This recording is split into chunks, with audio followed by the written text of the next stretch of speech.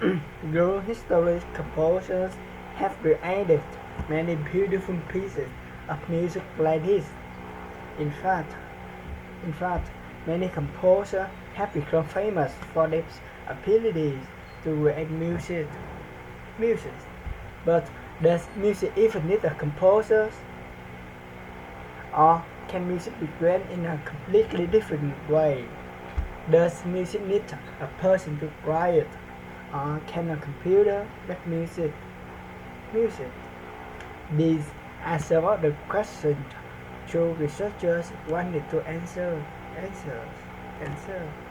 These researchers are Playboy and Dr. Botted and entered College London, but they interest, interested, Interested. interested in how the natural world genres are Evolves. evolves. When something evolves, it changes and improves itself. Often, these trends has over a long of time. Period. Periods of time, the genres pass from one generation to the next, from parent to a child, to that child's child, and so on.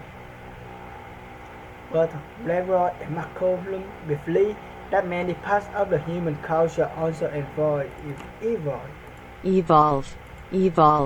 evolves. This includes change in language, art, and music. Blackrock told the BBC, people may not often think that music evolves, but everybody knows music has a history and it has tradition. But if you think about it, it really has evolved. It continues to trend.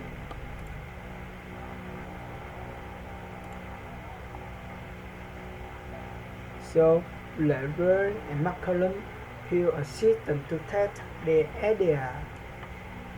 Their system is a computer called Darmington. Darmington is named after the famous scientists Charles Darwin. He is most famous for his theory of evolution. Evolution. Evolution, called natural selection. A simple way to describe Darwin's theory of natural selection is the strongest survive. Strong living things will continue to survive, but weaker living things will disappear. Using these ideas, Blair and McCollum built Darwinton.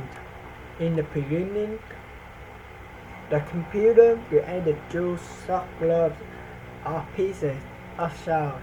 The globes were 8 seconds long. The sounds were completely random, that it not or place of the note was by chance. Dr. Column described the person to the PPC. The notes are in any place, in any order, and the kind of sound. The adjustment is also completely random. It is what is first kind of love supply. After the gloves were created, they had babies. Then it made the two Loops. loaves. The program used a complex method to combine and mix the loaves. The program took some parts from its blow. Then it used this part to create for completely new loaf. Each new loaf contains some part of its original loaf. But there is another thing that also happens in nature. Mutation. This is a random change in the gene of the child, so the child may develop a gene that is not present in either parent.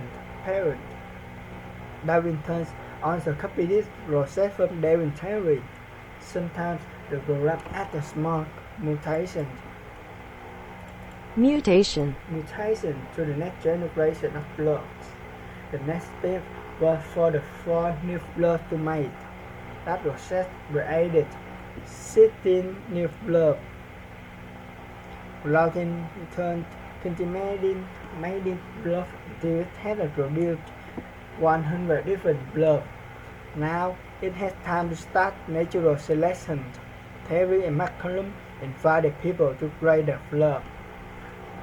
These volunteers could visit the Darwinton website. There, a volunteer listened to volunteer blobs. If volunteer graded if blob on how much he liked it and did not like it. About 7,000 volunteers took part in grading the blobs of music. Volunteers used the blob people like the most. They made it. These blobs to make more blobs. The new blobs replaced their parent blobs. The blobs people did not like. Dr. McDonald described this process to the BBC. In the beginning, the blobs were horrible, but sometimes ones were a little less horrible than the others. So the volunteers would give that blob a higher rating than that blob and a few others that were also not quite as horrible would go forward. They would produce new blobs, and then as evolution continues, the music does get better. Darwin repeated this process again and again. Every new set of blobs was new generation. After a few hundred generations, the very past sounded blobs disappeared. The blob began to sound better and better. Here's what the blob sounds like 150 generations. Now, here is what the blob sounds like after 1,700 generations.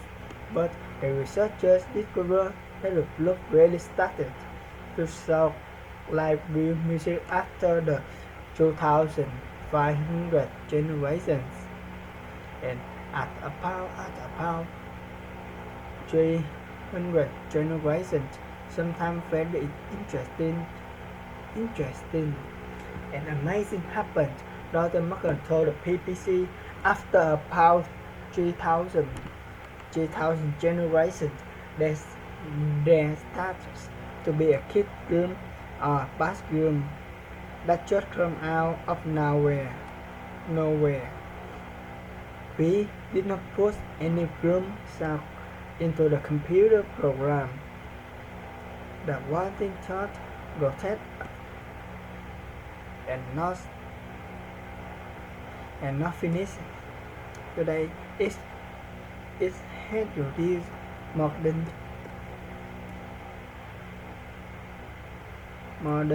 306,000 generations.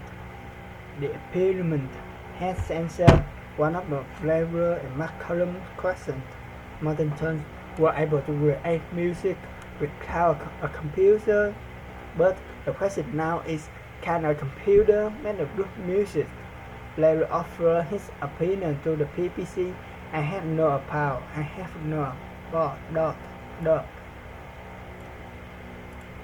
doubt.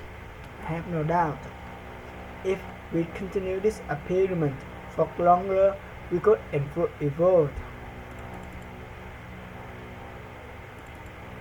Evolve. Wonderful music. But we would need bigger, faster, and computer and millions of people instead of thousands. And we would need to continue the experiment for years in